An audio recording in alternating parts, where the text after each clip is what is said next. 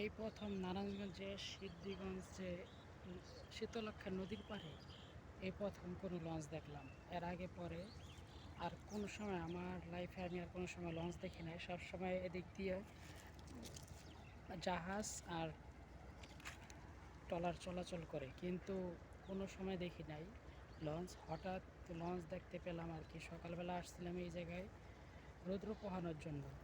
পরে দেখলাম হঠাৎ কিরে ইয়াত এক এই জায়গায় দেখার পরে নিজে একটু আশ্চর্য হয়ে গেছি, কিরে আজব একটা কাহিনী।